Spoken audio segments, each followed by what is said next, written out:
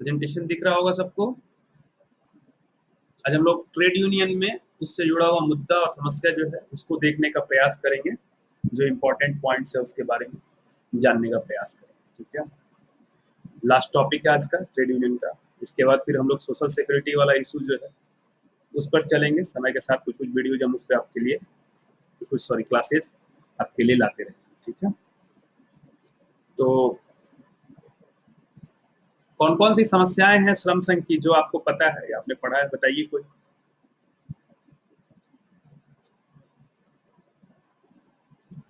कौन कौन सी समस्याएं श्रम संघ की देखने को मिलती है भारतीय श्रम संघों के मामले में? बहुत सारी ट्रेड यूनियन है सर, और उनमें कोई ये नहीं, यूनिटी नहीं है सर। और सर वित्त संबंधी समस्या, क्योंकि उसमें जो श्रम संघ का जो चंदा रहता है उसमें बहुत कम है, इस वजह से बहुत सारे श्रम संघ जो है फाइनेंशियली उन लोगों को बहुत क्राइसिस। और पॉलिटिकल एसोसिएशन हो जाता है, काफी ज्यादा इंटरफेरेंस हो जाता है ट्रेड यूनियन में।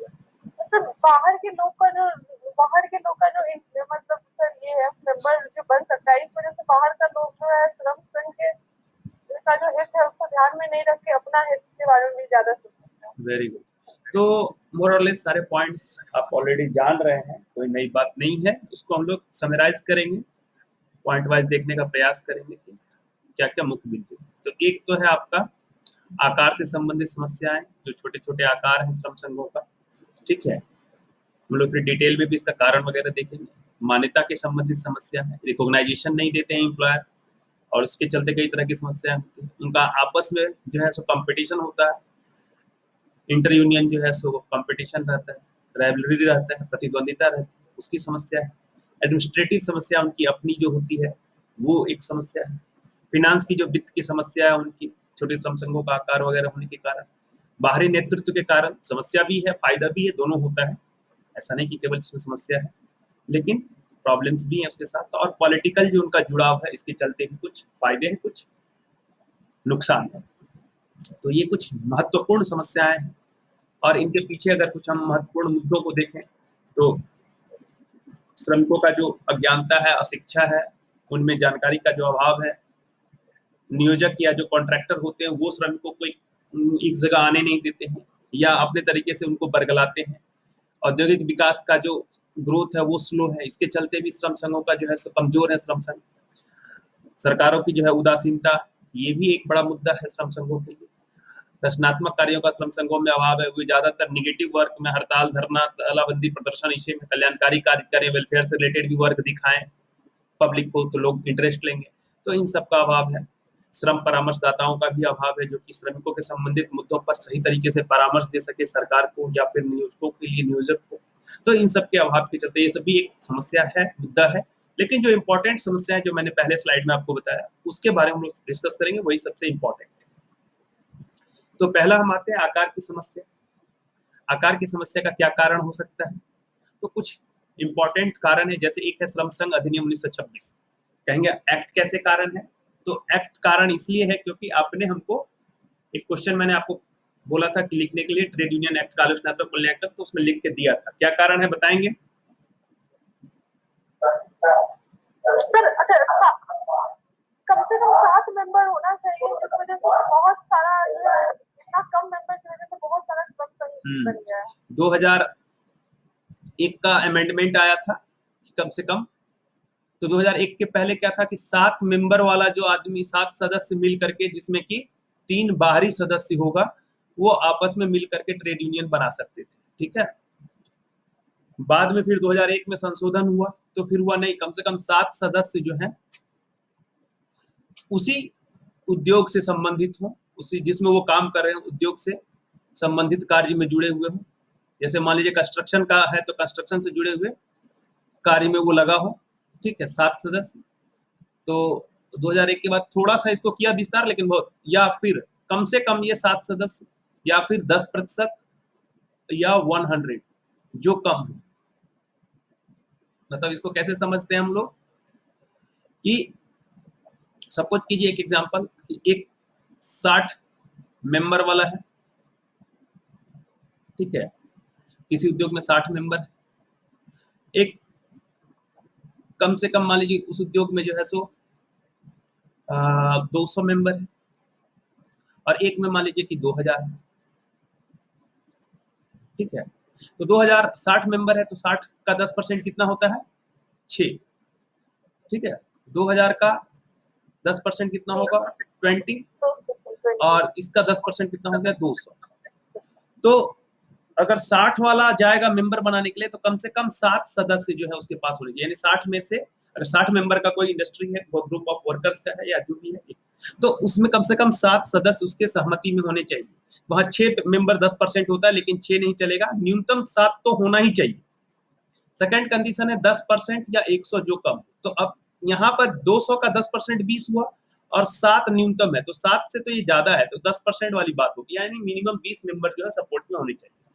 और तीसरा अगर 2000 वाला है तो 200, तो 200 और 100 में कौन कम है, 10% हुआ 200 और इधर है 100, तो जो कम हो यानी 100 वाला साइड, तो कम से कम 100 मेंबर जो है उसके सदस्य के रूप में स्वयं को घोषित करेंगे तो फिर वो यूनियन बन पाएगा। तो यहाँ भी अगर इसको ये कम से कम 10% वाला ही रहने देते, ये वाली बात नहीं लिखते, तो थोड़ा सा ये सब बड़ा यूनियन बनता, तो वो भी जो है एक बड़ी समस्या है कि श्रम संघ अधिनियम 1926 खुद ही जो है छोटे आकार के संघों को प्रोत्साहित कर रहा है और ये इसकी एक आलोचना होती है, जैसा कि हम लोग जानते हैं इसके बारे में कि इसका एक ये ड्रॉबैक, ठीक है।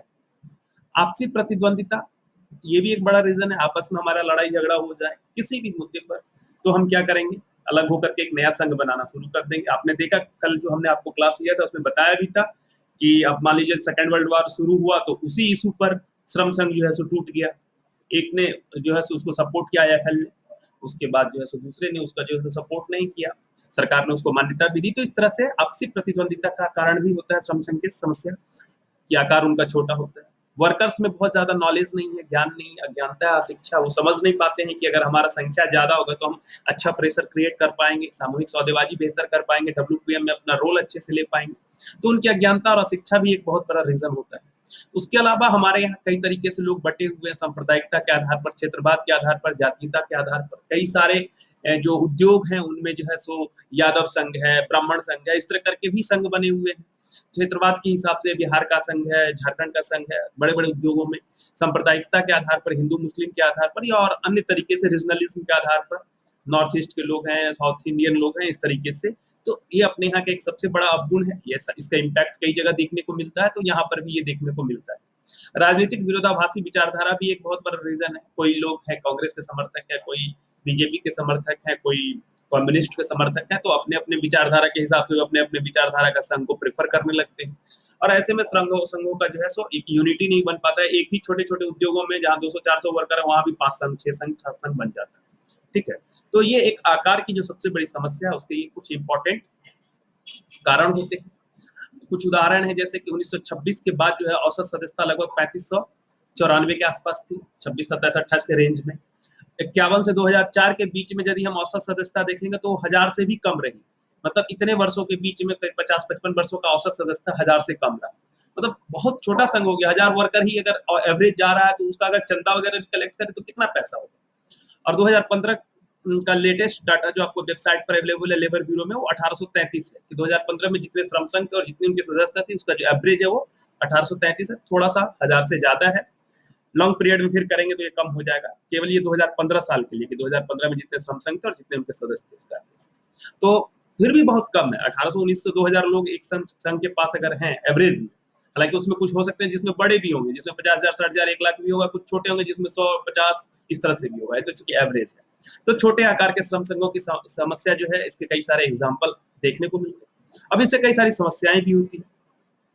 अब क्या है, एक ही जो उद्योग है उसमें कई तरह का यूनियन बन गया, 4 यूनियन, 5 यूनियन। अब सब कोई चाहेगा हमारा बात माना जाए, हमारा बात माना जाए, हर कोई अपना पावर दिखाने का कोशिश करेगा ताकि वर्कर जो है उसके तरफ अट्रैक्टेड हो, वर्कर उसका मेंबर बने। अब जैसे ही अपना अपना पावर दिखाने का कोशिश करेगा तो क्या होगा, उसमें सही गलत सब कुछ होगा, तो अनुचित श्रम व्यवहार वगैरह को प्रोत्साहन मिलेगा, जो कि ट्रेड यूनियन एक्ट के तहत, सॉरी इंडस्ट्रियल डिस्प्यूट एक्ट के तहत जो है सो रोका गया है कि हमको अनफेयर लेबर प्रैक्टिसेस नहीं करना है। क्या होता है अनफेयर लेबर प्रैक्टिसेस, अपने आईडी एक्ट के वीडियो में जाकर देख लीजिएगा, उसमें है बना हुआ, ठीक है। तो अनुचित श्रम व्यवहार को प्रोत्साहन मिलेगा। अवैध हड़ताल में भाग लेने के लिए श्रमिकों को उकसाया जाएगा, कहेगा कि आ जाओ तुम, इससे तुम्हारा मांग पूरा होगा, वेज बढ़ा देंगे, ये होगा वो होगा।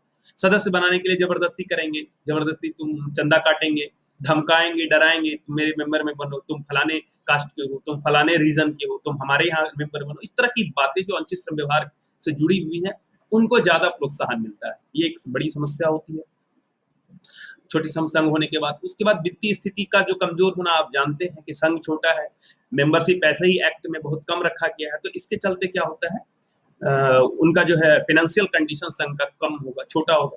जैसे ही अब वित्तीय स्थिति कमजोर होगी तो संघ बहुत अच्छा काम नहीं कर पाएगा, बस चल रहा है काम चलाओ, नाम के लिए संघ है, ढांचा बना हुआ है, लेकिन उसका कोई बहुत बड़ा इम्पैक्ट नहीं होगा। तो ये कुछ समस्याएं हैं अगर आकार छोटा होता है। इसके अलावा कुछ और समस्याएं भी आप कह सकते हैं। नियोजकों पर जो सो ये दबाव नहीं बना पाते हैं। क्यों नहीं बना पाएंगे? क्योंकि छोटा आकार है, नियोजक इनकी बात ही नहीं सुनेगा, 50 मेंबर का संघ ही है, क्या कर लोगे तुम? तो ये भी एक समस्या हो सकती है छोटे आकार से। Clear? Yes sir, yes sir. दूसरा है मान्यता संबंधी समस्या। अब मान्यता संबंधी समस्या क्या है कि मान्यता देने का जो रिकॉग्नाइजेशन ऑफ यूनियन, कि एम्प्लॉयर किसको रिकॉग्नाइज कर रहा है। मैंने पहले भी आपको बताया था कि एक्ट में रिकॉग्नाइजेशन नहीं देने का सबसे बड़ा कारण क्या है इसका, इस समस्या का एक कारण तो यही है कि 1976 का ट्रेड यूनियन एक्ट में जो है प्रावधान नहीं होना। एक तो सबसे बड़ा यही कारण है कि कैसे हम मान्यता देंगे संघ को, इसका कोई उल्लेख नहीं है। फिर उसके बाद इन्होंने 1958 के 16वें भारतीय श्रम सम्मेलन में अपना एक अनुशासन संहिता रखा था, जिसमें मान्यता संबंधी कुछ पॉइंट्स को रखा गया था। इसके भी वीडियो मैंने आपको डिस्कस कर रखे हैं ऑलरेडी, अगर आपने नहीं पढ़े तो जाके देख लीजिएगा। तो उसमें उन्होंने जो है मान्यता के लिए कुछ बातों को बताया था कि कैसे श्रम संघ को मान्यता वगैरह देना है, लेकिन उसका भी कोई लीगल उस समय उसके बाद कोई अमली जामा नहीं पहनाया गया, कोई लीगल रूप नहीं दिया गया। तो फिर नियोजक भी नहीं माना, ट्रेड यूनियंस भी मांग करते रहे, नियोजक भी उसको नहीं सुने, सरकार ने भी कोई इस पर ध्यान नहीं दिया। उसके बाद जो है श्रम न्यायालय ने जो आदेश दिया था कि वह नियोजकों को श्रम संघ को मान्यता देने की व्यवस्था को अनिवार्य करना है, तो ये जो है सो इस पर भी कोई जो है सो फोकस नहीं किया गया। नियोजक श्रमिकों को शक्तिशाली बनने से रोकते हैं, इसलिए भी श्रम संघ को मान्यता देने से कतराते हैं। अगर मान्यता दे देंगे तो वही श्रम संघ जो उसके साथ बराबरी में बैठ करके बात करेगा, उसको प्रॉब्लम क्रिएट होगा, उसको उसके परमाधिकार में विशेषाधिकार में जैसे हनन होगा। तो वो चाहता नहीं है कि किसी को हम मान्यता दें, आपस में ये लोग लड़ें और हम अपना आराम से बिजनेस व्यवसाय जो भी है चलाते हैं। तो ये भी एक समस्या है नियोजकों का जो एटीट्यूड है कि नहीं भाई हम ट्रेड यूनियंस को स्ट्रॉन्ग नहीं करेंगे। हालांकि इसका पॉजिटिव पॉइंट्स भी होता है, ट्रेड यूनियन स्ट्रांग होगा तो अगर वो आपके साथ अच्छे से कंधे मिलाकर चल रहा है तो आपको बहुत अच्छा रिजल्ट देखने को मिला, और कई सारे इंडस्ट्री में ऐसा देखने को मिलता है। तो उसके साथ समस्याएं हैं। क्या समस्या है? अगर मान्यता नहीं देते हैं तो वर्कर्स का पार्टिसिपेशन नहीं हो पाता है मैनेजमेंट में। श्रम संघों की जो प्रबंधन में सहभागिता है, जो आपका संविधान कहता है 43A सेक्शन की भाई आपको श्रम संघों को सहभागिता देना है प्रबंधन में, तो चूंकि मान्यता नहीं है, कोई अच्छा ट्रेड यूनियन मानता नहीं है एम्प्लॉयर किसी को, तो उसके किसी प्रतिनिधि को अपने ग्रीवांस रिड्रेसल कमेटी में या और भी कहीं शामिल नहीं करता है, तो पार्टिसिपेशन नहीं हो पाता है। सामूहिक सौदेबाजी का जो सिस्टम है उसको भी नुकसान पहुंचता है, क्योंकि कोई मान्यता प्राप्त संघ है नहीं तो सामूहिक सौदेबाजी के लिए कोई आगे नहीं आ पाता है, या फिर आता है तो उसको कोई मान्यता नहीं है तो उसको नियोजक जो है सो वैल्यू नहीं करता है। नियोजक जो है अपने हितों को साधने के लिए दबाव बनाए रखता है, क्योंकि छोटे छोटे श्रम संघ आपस में लड़ रहे हैं तो नियोजक जो चाहता है अपने तरीके से करता है। किसी की मान्यता किसी को मिला नहीं या उसने किसी को रिकॉग्नाइज नहीं किया तो उसकी बातों को सुनने के लिए वो बाध्य नहीं हो पाता है कई बार। तो इस तरीके से जो है मान्यता नहीं देने से भी कई तरह की जो समस्याएं आती हैं वो देखने को मिलती है, और नहीं देने का कारण जो है वो आप समझ गए कि क्या कारण हो सकता है। उसके बाद है अंतर संघीय प्रतिद्वंदिता। क्लियर है कि आपस में ट्रेड यूनियंस कई सारे हैं, 1 2 3 एक ही फैक्ट्री में, और ये ट्रेड यूनियंस आपस में लड़ रहे हैं। क्यों है कई सारे ट्रेड यूनियन? तो मैंने बताया पहले भी कई बातों में इस बात का जिक्र हुआ कि एक तो उनमें अज्ञानता और अशिक्षा जो है सो कूट के भरा हुआ था। हालांकि अब समय के साथ कम हुआ है, अब तो काफी ज्यादा पढ़े लिखे अच्छे वर्कर्स भी आ रहे हैं, तो इसके चलते जो है सो वो आपस में एकजुट नहीं हो पाते थे। उनको आराम से बड़गला लिया जाता था विभिन्न संघों के नेताओं के द्वारा, चूंकि अज्ञानी थे, अशिक्षित थे, तो उनको अपने हिसाब से मोल्ड करना आसान होता था। जो हमारे यहाँ हमने बताया सांप्रदायिकता का, क्षेत्रवाद का, जातीयता का जो विष है लोगों के मन में, वो भी एक बहुत बड़ा रीजन है। राजनीतिक विरोधाभासी विचारधारा भी एक बहुत बड़ा रीजन है, जिसके चलते आपस में अब हम फलाने पार्टी के हैं, हम फलाने पार्टी के हैं, लड़ाई हो गई और प्रतिद्वंदिता जो है सो ये देखने को मिलती है। नियोजक द्वारा जो है फूट डालो शासन करो की जो नीति है ये भी कई जगह अपनाया जाता है। नियोजक चाहता है कि 3, 4, 5 यूनियन रहे, आपस में लड़ते रहे और वो आपस में ही उलझे रहे, तो हमारे पास कोई मांग डिमांड लेके नहीं आएंगे। उनका यदि हम आपस में ही उलझे रहेंगे एक दूसरे से, तो हम आगे बढ़ने के लिए सोच ही नहीं पाएंगे। और ये बात हर जगह लागू होती है, यहाँ भी यही बात है कि नियोजक चाहते हैं कि वो आपस में उलझे रहे। तो ये सब कुछ कारण है इंपॉर्टेंट, जिसके चलते जो है सो श्रम संघों के बीच प्रतिद्वंदिता बढ़ती है। और उससे क्या समस्या आती है? एक तो सबसे बड़ी बात है कि नियोजक प्रभुत्व अपना बनाए रखेगा, क्योंकि श्रम संघ आपस में उलझे हुए हैं। तो वहां पर नियोजक किसी एक को सपोर्ट कर दिया तो ठीक है, वो श्रम संघ नियोजक की तरफ से बोलने लगा। अब कुछ वर्कर उसके सपोर्ट में आ गए, ऐसे में नियोजक जो चाहा मनमाने ढंग से अपना व्यवहार किया। वेज बढ़ाना है नहीं बढ़ाना है, इस इशू पे कुछ श्रम संघ को उसने अपनी तरफ मिला लिया, उसके नेताओं को अपने हिसाब से।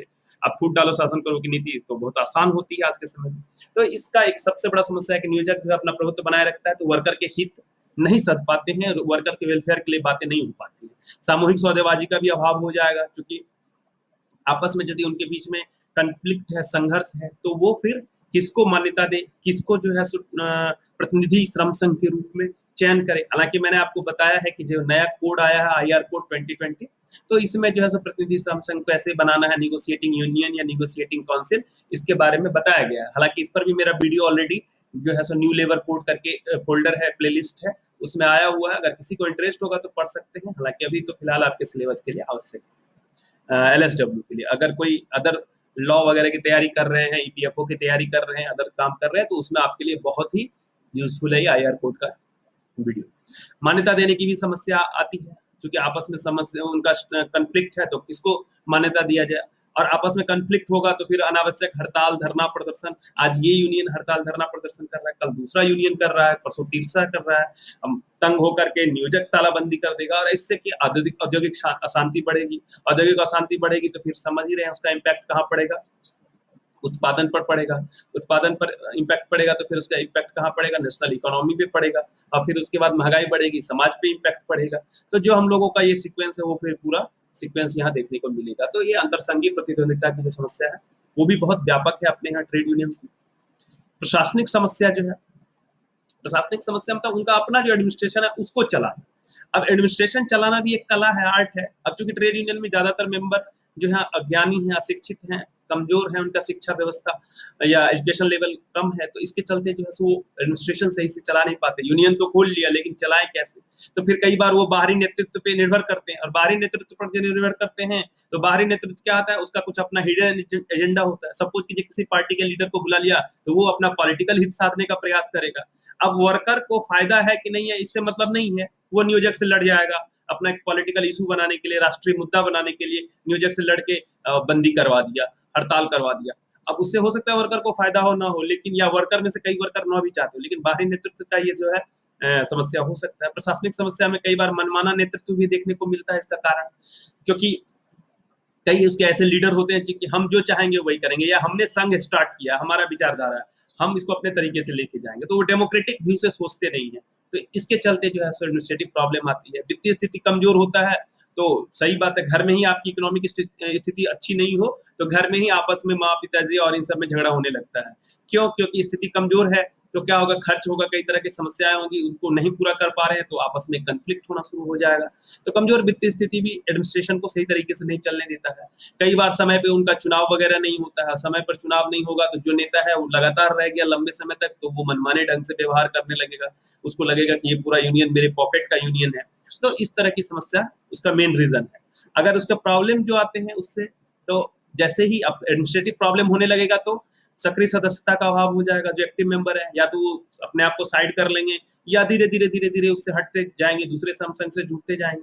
जो ट्रेड यूनियंस है उसमें डेमोक्रेटिक वैल्यूज का जो है ह्रास होने लगता है, जिसको जो मन हुआ उस तरीके से वो सिस्टम को लेके जाने का प्रयास करेगा। जो दबंग नेता है उसके जो उसको मेन रूप से लीड कर रहे थे वो जैसा चाहते हैं वही निर्णय ले लिए, किसी से कोई पूछे नहीं। जो श्रम संघ का मूल उद्देश्य था, जो दीर्घकालीन उद्देश्य हो सकता है, अल्पकालीन उद्देश्य हो सकता है, उन सबसे पूरा भटकाव हो जाता है, वो पूरी एक पॉलिटिकल अखाड़ा बन करके रह जाता है।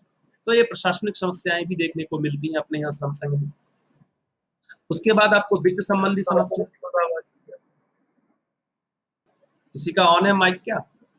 वित्त संबंधी समस्या है सर, सामूहिक सौदेबाजी थोड़ा सा जोर से बोलेगा, आवाज कट रही है। बोले सर सामूहिक सौदेबाजी को थोड़ा सा कौन बोल रहे हैं आप? सामूहिक सौदेबाजी पर तो हम लोग कई बार डिस्कस किए ऑलरेडी। आप पहले नहीं जुड़े थे क्या कभी क्लास में? अरुण जी बोल रहे थे। अच्छा अच्छा अच्छा, कोई बात नहीं। सामूहिक सौदेबाजी क्या होता है ना कि समझ लीजिए किसी भी इशू पर वर्कर्स का यूनियन और एम्प्लॉयर या उसका रिप्रेजेंटेटिव साथ बैठ करके सुलझाने का प्रयास करते हैं। यदि कोई डिस्प्यूट हो गया, औद्योगिक विवाद हो गया, छटनी को लेकर के, इंक्रीमेंट्स को लेकर के, बोनस को लेकर के, तो वो सामूहिक सौदेबाजी में आता है। मतलब समूह में मिल करके सौदाबाजी करना। समूह में मतलब यहाँ ग्रुप ऑफ वर्कर एक तरफ होगा, एम्प्लॉयर एक तरफ होगा। इन जनरल एम्प्लॉयर सिंगल ही होता है या उसका रिप्रेजेंटेटिव का ग्रुप होता है, ठीक है। तो उसको सामूहिक सौदेबाजी में कहते हैं। उसकी कई सारी परिभाषाएं हैं। मुख्य उद्देश्य है वर्कर के हितों को सुरक्षित करना, ट्रेड यूनियन के माध्यम से एम्प्लॉयर के साथ एक साथ टेबल पे बैठ के, ताकि हम जो है डिस्प्यूट में ना ले जाएं, इसको आईडी एक्ट की जो मैसनरीज है उसमें ले जाने का समस्या ना आए, आपस में ही सॉर्ट कर लें और इसका जो रिजल्ट आए वो लंबे समय तक चले। इस पे कई सारे मेरे वीडियोस हैं, आप उसको देख लीजिएगा। सामूहिक सौदेबाजी पे क्लियर हो जाएगा आपका। ठीक है, ठीक है।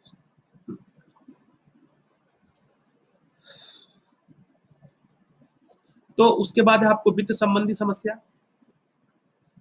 कई कारण हैं इसके। मुख्य कारण है एक तो छोटा आकार होने का, क्योंकि सदस्यता शुल्क जो है छोटा आकार होगा तो उसको जो है सो मेंबरशिप बहुत ज्यादा मिलेगा नहीं। मेंबरशिप मिलेगा नहीं तो फिर क्या होगा कि उसके पास पैसे की कमी होगी। पैसे की कमी होगी, कोई अच्छा वेलफेयर का काम नहीं कर सकता है। अच्छा, ये आप हमको बात बताइए कि अभी कितना है सदस्यता शुल्क अधिनियम? अधिनियम भी एक बहुत बड़ा इसका रीजन है। तो सर 12 रुपये वार्षिक है सर, न्यूनतम 12 रुपये। ये इसका एक रीजन है अधिनियम में सदस्यता शुल्क की कमी। तो इसका अधिनियम में 3 तरह का था ना, याद है? सर ग्रामीण क्षेत्र में 1 रुपया और असंगठित क्षेत्र में 3 रुपया और ग्रामीण क्षेत्र में 1 रुपया क्या? 1 रुपया वार्षिक। वार्षिक, हाँ यही चीज मेन इंपॉर्टेंट है, 1 रुपया वार्षिक। और असंगठित क्षेत्र में और अन्य असंगठित क्षेत्र में 3 रुपया वार्षिक। 3 रुपया वार्षिक। और अन्य श्रमिकों के लिए 12 रुपया। बेसिकली हाँ, ये जो एग्रीकल्चर से रिलेटेड होगा इसलिए अन्य संगठित क्षेत्र के लिए, और संगठित क्षेत्र के लिए 12 रुपया। 12 रुपया वार्षिक पर ईयर। तो सोचिए साल में 12 रुपया देगा। अगर 1000 आदमी हो, सपोज मान के चलिए किसी यूनियन में, अगर हम पिछला ही वाला को मानते हैं तो 1800 आदमी था, 12 रुपया दिया तो कितना रुपया होगा?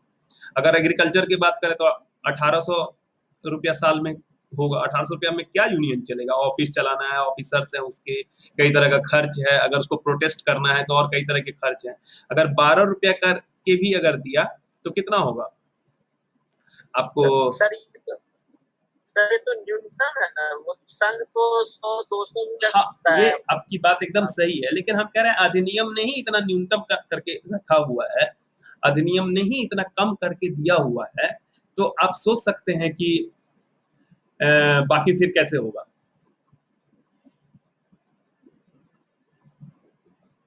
इक्कीस 21,600 शायद आएगा, ये देख लीजिएगा। तो हम कह रहे हैं कि अधिनियम में सदस्यता शुल्क कम होना भी एक रीजन है, ठीक है। अब मान लीजिए वर्कर कहेगा नहीं हम 300 रुपया नहीं देंगे, एक्ट तो कह रहा है कि 12 रुपया ही अधिकतम साल में आप रख सकते हैं, ठीक है, आप 50 रुपया रखिए। तो ये एक रीजन हो सकता है, ठीक है। कहने का मतलब कि अगर अधिनियम इसको थोड़ा बढ़ा के रखे तो बेहतर होगा। तो वित्त संबंधी कई तरह की समस्या है। आवाज आ रही है कि नहीं की? बंद कर लीजिएगा माइक।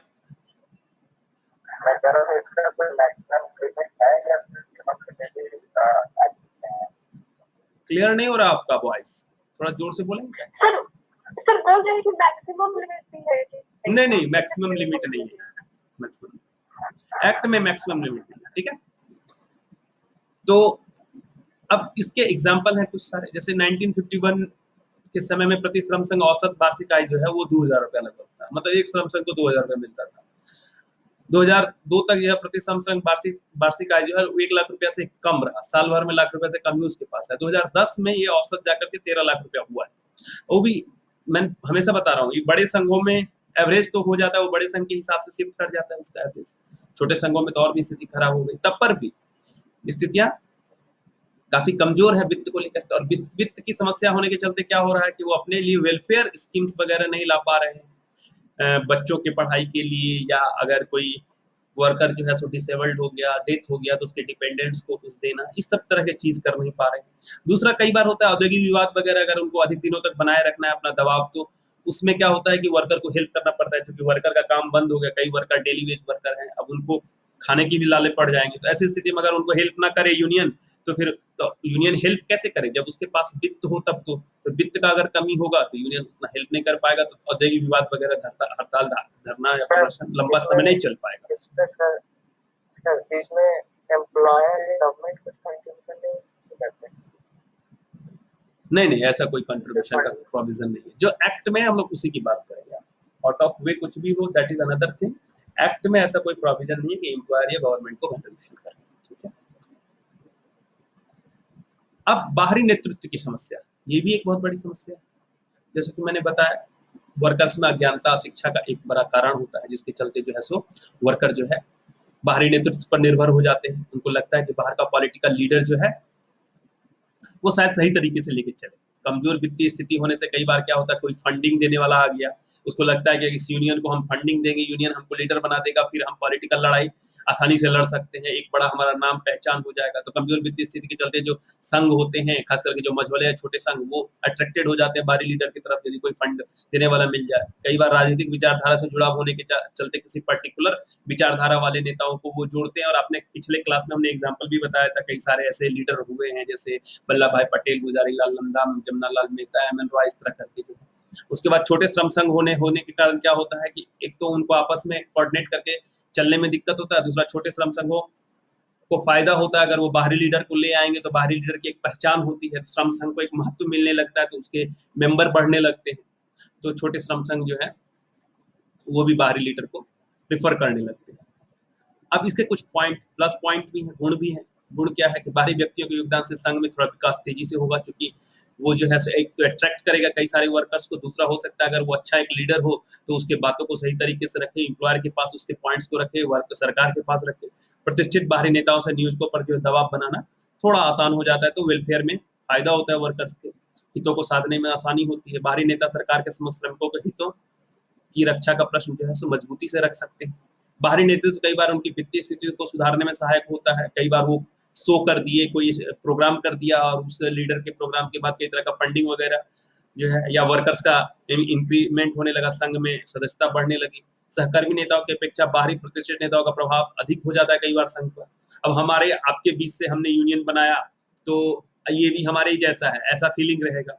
अगर बाहरी कोई बड़ा नेता आ जाए तो फीलिंग होगा नहीं ये बहुत बड़े लीडर हैं, ये अच्छा से ले जाए, तो एक भावना बदल जाती है। तो संघ के जो सदस्य हैं उन पर एक अलग प्रभाव पड़ता है। सब एक जैसा है उस तरह का व्यू नहीं रहता है। लेकिन इसका अपना भी ड्रॉबैक है, नेगेटिव पॉइंट्स है। क्या है कि ज्यादातर बाहरी नेता राजनीतिक दल से जुड़े रहते हैं, तो वे अपने दल की विचारधारा को छोड़ दूसरे दल के साथ हो जाते हैं, तो श्रम संघ में विभाजन की आशंका बनी रहती है। मान लीजिए कोई पॉलिटिकल लीडर किसी खास पार्टी से जुड़ा था और पार्टी उसने छोड़ दिया, अब दूसरे पार्टी से जुड़ गया, तो अब उससे जो जुड़ा हुआ नेता है, सदस्य है, अब वो भी जो है सो उसमें भी हो जाएगा कि चलो अब उस संघ का सदस्य बन जाते हैं जिसमें हमारे लीडर जुड़ गए हैं, या कई लोग उसमें से टूट सकते हैं।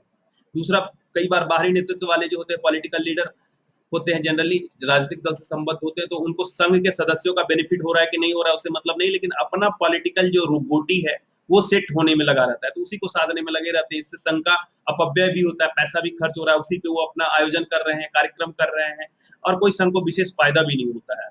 दिन प्रतिदिन के कार्यों और प्रशासन में कठिनाई होती है। अनावश्यक धरना प्रदर्शन या फिर पॉलिटिकल पार्टी वगैरह में संघ को इन्वॉल्व कर दिए तो उसके एडमिनिस्ट्रेशन में समस्या आ जाती है। बाहरी नेतृत्व अलग अलग विचारधाराओं से प्रभावित होते हैं, वे श्रमिकों को भी अपने हिसाब से राजनीतिक रूप से प्रभावित करने का जो है प्रयास करते हैं, और इससे श्रमिकों में फूट का या विभाजन का एक जो है डर बना रहता है। कई बार श्रमिक अपने बाहरी नेता के बारे में श्रमिकों को जानकारी नहीं होती है समुचित, तो बाहरी नेतृत्व पे वो सही तरीके से कभी कभी भरोसा भी नहीं कर पाते। मान लीजिए कौन बाहर का आदमी है, कैसा है, हमारे यूनियन को कैसे ले जाएगा, नहीं ले जाएगा, इस सब का एक मन में आशंका श्रमिकों को बना रहता है जो उसके मेंबर रहते हैं। तो ऐसे में कई बार वो उस पर विश्वास नहीं करेंगे, और जब लीडर पे विश्वास नहीं करेंगे तो यूनियन बहुत बढ़िया चलेगा। तो एक बाहरी नेतृत्व की जो है समस्या देखी जाती है। अब एक है आपको लास्ट में राजनीतिक लगाव की समस्या, जो पॉलिटिकल लीडर के साथ उनका अटैचमेंट होता है या बाहरी नेतृत्व के लिए ही, तो इसका भी वही रीजन है। श्रम संघ अधिनियम एक तो सबसे बड़ा रीजन है। बताएंगे इसमें क्या है, श्रम संघ अधिनियम में क्या है प्रोविजन इसमें बाहरी लगाव, बाहरी लोगों के लिए। नहीं याद है किसी को? दो प्रोविजन बेसिकली है, असंगठित यानी अनऑर्गेनाइज्ड के लिए, और सर संगठित। बाहरी मैक्सिमम 5 होना चाहिए ना सर? असंगठित में जितने भी पदाधिकारी हैं उसके आधे तक, ठीक है, और संगठित में पदाधिकारी का 1/3 या 5 जो कम, ठीक है। तो ये बाहरी व्यक्तित्व तो अधिनियम ही खुद प्रमोट कर रहा है, एक तो बाहरी लगाव को, ठीक है। और यही कारण एक ये बाहरी वाला में भी ये पॉइंट आएगा और राजनीतिक लगाव में भी एक पॉइंट आ जाता है ये सेम, ठीक है। दूसरा है अज्ञानता एवं अशिक्षा वर्कर्स के बीच में, तो इसके चलते भी वो जो है सो अपने हिसाब से अलग अलग गुटों में बंटना शुरू हो जाते हैं पॉलिटिकल लीडर्स के हिसाब से। कमजोर वित्तीय स्थिति, इसके चलते भी वो चाहते हैं कि बड़े पॉलिटिकल पार्टी से जुड़ जाएं, या कई बार ये भी होता है कि बड़े पार्टी से जुड़ने का उनको लगता है कि फायदा होगा, उसकी सरकार बनेगी, तो इस सब तरह का जो थाउट है। उसके अलावा छोटे श्रम संघ जो है उनका अपना कोई अस्तित्व होता नहीं, पहचान होती नहीं, तो इसीलिए वो राजनीतिक लगाव रखते हैं बड़े बड़े पार्टियों से, एफिलिएशन ले लिया अपना इस तरह से। तो इसके भी कुछ पॉजिटिव पॉइंट है, कुछ ड्रॉबैक है। पॉजिटिव पॉइंट्स की अगर बात करें तो पॉलिटिकल पार्टी से जुड़ने से पॉलिटिकल पार्टी पावर में आ जाएगी तो उसको ज्यादा फायदा हो सकता है, श्रमिकों को या अपने हिसाब से बात रखने में, उसके सुविधाओं की वृद्धि में जो संभावना बढ़ जाएगी, श्रम संघों के प्रभाव में भी वृद्धि आएगी। अगर श्रम संघों में से नेताओं को चुन लिया गया, पॉलिटिकल पार्टी जिससे वो जुड़ा हुआ था उसमें से कुछ नेता अगर चले गए विधानसभा में, सदन में, विधानमंडल में, तो फिर श्रम संघ के नेताओं की वृद्धि उन जगह होगी, तो वो मजदूरों की बातों को अच्छे तरीके से रख देंगे। सरकारी निकायों में सत्ताधारी दल वाले श्रम संघ को प्राथमिकता मिल जाती है, ये एक फायदा होता है अगर वो पॉलिटिकल पार्टी से जुड़े रहते हैं। तो कई तरह के ट्राइपार्टाइट कमिटीज बनती है, बॉडी बनती है, जिसके बारे में आप जानते हैं। तो त्रिनिकाय समिति या जो संगठन बनता है तो उसमें इनको प्रेफरेंस दिया जाता है जो उनसे जुड़े हुए संघ होते हैं। सामूहिक सौदेबाजी में भी ये सहायक होता है, क्योंकि पॉलिटिकल लीडर जो होते हैं वो स्ट्रांग होते हैं एज कम्पेयर टू जनरल उसके अपने लीडर। हालांकि इसके नेगेटिव पॉइंट भी हैं जो कि देखने को मिलेंगे। एक तो राजनीतिक आधार पर उनमें प्रतिद्वंदिता बढ़ती है, क्योंकि अलग अलग लीडर्स जो होते हैं पॉलिटिकल, उनका अपना अलग अलग थाउट होता है, तो अलग अलग पार्टी के हिसाब से विचारधारा होती है। कोई नेशनलिज्म को बढ़ावा दे रहा है, कोई सेक्युलरिज्म को बढ़ावा दे रहा है, कोई किसी पर्टिकुलर थाउट से आगे बढ़ रहा है, उससे जो है सो आपस में विवाद, प्रतिद्वंदिता ये सब देखने को मिलेगी। तो कहीं ना कहीं उनके बीच में फूट होगा, श्रम संघ में जो है सो गुटबंदी वगैरह बढ़ेगा। अनावश्यक जो है राजनीतिक स्वार्थ के लिए औद्योगिक कार्रवाइयों में बढ़ोतरी ये भी देखने को मिलता है, क्योंकि उनको अपना हित साधना है, तो वो वर्कर्स का नंबर को लेकर के, और कई बार आप देखते हैं कुछ खास विशेष पार्टी के वर्कर का हड़ताल वगैरह ज्यादा मिलता है, तो उसका जो है एक रीजन यही है कि राजनीतिक स्वार्थ को पूरा करने के लिए इस तरह की चीजों को देखने को मिलता है। श्रमिक के हितों की अवहेलना करेंगे, अपने पर्टिकुलर जो पॉलिटिकल हित है उसको पूरा करने का, साधने का प्रयास करेंगे, तो ये सब एक समस्या है अगर राजनीतिक लगाव रखते हैं कोई भी श्रम संघ। तो ठीक है, क्लियर है यहाँ तक? Yes sir. चलिए, अब किसी के मन में कोई डाउट है तो बताइए।